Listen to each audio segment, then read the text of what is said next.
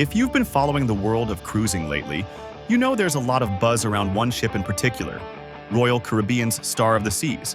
This is the highly anticipated sister ship to Icon of the Seas, and it's already making waves months before its maiden voyage. Today, we're diving deep into everything you need to know, not just the features that Royal Caribbean has confirmed, but also some educated speculation about what's likely to be on board, based on the line's recent innovations and patterns. Whether you're considering booking your first cruise on Star of the Seas, or you just want to know what all the hype is about, this is your ultimate guide. We're going to cover every neighborhood, dining option, activity, entertainment venue, stateroom type, and even some hidden gems that could give you an edge when planning your trip. Let's start with the basics. Star of the Seas is part of Royal Caribbean's groundbreaking Icon class, the largest cruise ships ever built. This class set a new standard with Icon of the Seas, blending massive size with a design that focuses heavily on neighborhoods, distinct areas of the ship, each with its own theme, vibe, and activities. While Royal Caribbean hasn't revealed every detail about Star of the Seas yet, we know it will carry forward many of Icon's signature features, possibly with a few upgrades and tweaks to keep things fresh. The ship will measure over 250,000 gross tons and carry roughly 7,600 passengers at maximum capacity, along with over 2,000 crew members. That's basically a floating city, complete with parks, water parks, performance theaters, and dozens of restaurants and bars. Its home port will be Port Canaveral, Florida, offering itineraries to the Caribbean, including stops at Royal Caribbean's private island, Perfect Day at Coco Cay. The choice of Port Canaveral is strategic. It's one of the most efficient cruise ports in the world, with easy access to Orlando's airports and attractions, making it convenient for both domestic and international travelers. Now, let's talk neighborhoods. Royal Caribbean has confirmed that the Icon-class layout will carry over, so we can expect Star of the Seas to have the same 8 neighborhoods: Surfside, Thrill Island, Chill Island, the Hideaway, Central Park, the Royal Promenade, the Aquadome, and the Suite neighborhood. Each is designed for a specific type of experience, and understanding these neighborhoods is key to planning your cruise. Surfside is the family-focused neighborhood, specifically geared toward families with young children. Expect a splash pad, kid-friendly dining options, and a more relaxed pace. If Icon is any guide, this area will likely have a carousel, ice cream parlor, and quick-service food spots. It's also strategically located near the Adventure Ocean Kids Club, so parents can enjoy some downtime while the kids are entertained. Thrill Island is where Royal Caribbean pushes the limits on what a cruise ship can offer. On Icon, this includes Category 6, the largest water park at sea, with 6 record-breaking slides. Star of the Seas will almost certainly have this too, possibly with new slide designs or tweaks. This area also houses Crown's Edge, a part ropes course, part zipline experience that takes you literally over the edge of the ship for an adrenaline rush. It's not for the faint of heart, but it's one of those brag-worthy experiences you'll want to try at least once. Chill Island is the relaxation hub, with multiple pools, whirlpools, and plenty of loungers. On Icon, each pool has its own vibe. One might be more lively with music and pool games, another quieter for reading and soaking in the sun. Star could introduce even more shaded cabanas and infinity-style pools based on passenger feedback. The Hideaway is one of my personal favorites, a suspended infinity pool with panoramic ocean views surrounded by a multi-level sun terrace. It has a beach club vibe without the sand, and it's the kind of place where you lose track of time. I wouldn't be surprised if Star of the Seas enhances this space with more shaded seating or upgraded bar service.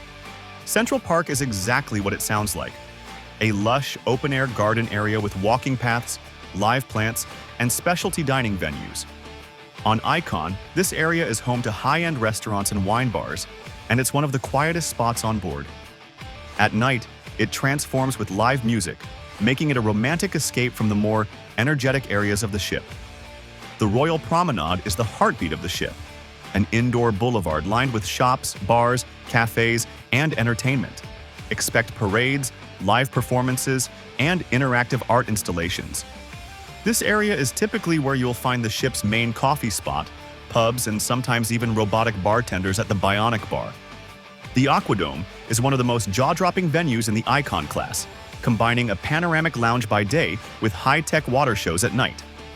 Think acrobatics, diving, synchronized swimming, and multimedia effects that make you forget you're on a ship in the middle of the ocean. It's one of those must-see experiences, and Star of the Seas may debut new productions unique to this ship. Finally, the suite neighborhood is an exclusive enclave for guests staying in suites, with its own restaurant, lounge, and pool deck. It's designed to feel like a private yacht within the ship, offering elevated service and privacy. If Royal Caribbean follows its recent trends, expect even more expansive suite layouts, and possibly new perks to make it competitive with luxury cruise lines. Now let's move on to dining, because for many of us, the food is just as important as the destination. Star of the Seas will feature a mix of complimentary and specialty restaurants. While the exact lineup isn't confirmed, we can expect fan favorites like Shop's Grill, Steakhouse, Izumi, Asian Cuisine, Giovanni's Italian Kitchen, and Hooked Seafood. Casual options will likely include the Windjammer Buffet, a pizzeria, and grab-and-go sandwich shops. One thing to note, specialty dining packages can save you a lot if you plan to eat at these venues multiple times. On Icon, Royal Caribbean also introduced new concepts like Empire Supper Club, a high-end multi-course dining experience with live music. It's possible Star will have a unique, high-end venue of its own to give it a signature touch. Bars and lounges will be plentiful, from quiet wine bars to high-energy venues with live bands. The Lime and Coconut is a poolside favorite, and Schooner Bar remains a Royal Caribbean classic for piano sing-alongs. If you're into craft cocktails, keep an eye out for the more experimental venues like the Trellis Bar in Central Park or any new additions Royal Caribbean decides to unveil. Entertainment is another area where Star of the Seas will shine. Expect Broadway-style shows in the main theater, ice skating performances in the rink, comedy clubs, live music across multiple venues, and of course, those signature Aqua Theater productions in the Aquadome. The entertainment schedule is typically packed from morning until late at night, so it's worth looking ahead and reserving shows early through the app. Staterooms on Star of the Seas will range from budget-friendly interior cabins to massive multi-bedroom suites. One standout from Icon that will likely return is the Ultimate Family Townhouse, a 3-level suite with a slide, movie room, and direct surfside access. If you're looking for a balcony, consider a Central Park View stateroom for a more affordable option with greenery views instead of ocean views. For something truly unique, the Infinite Ocean View balcony rooms have a floor-to-ceiling window that transforms into a balcony at the touch of a button. Now for the hidden gems, those little tips that can make your cruise better.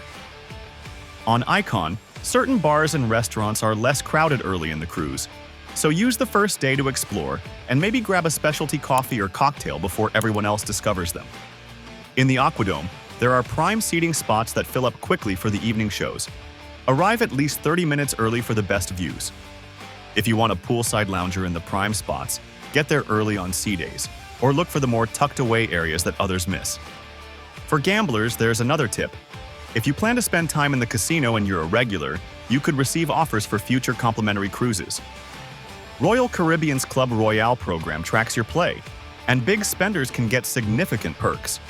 Booking your next cruise while on board can also net you discounts, reduced deposits, and onboard credit.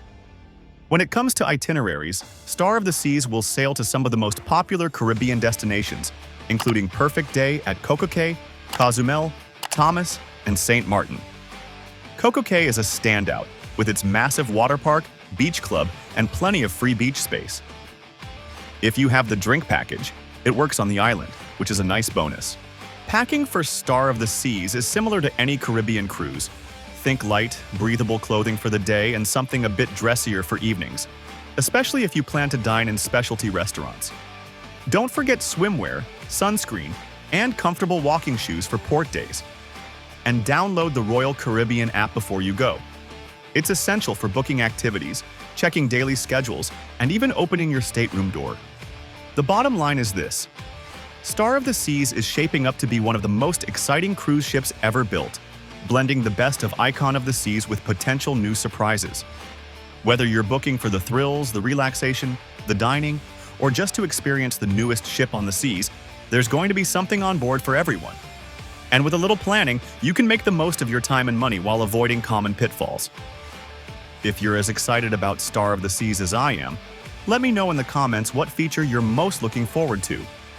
And if you've sailed on Icon of the Seas, share your tips, because chances are they'll be just as useful on Star.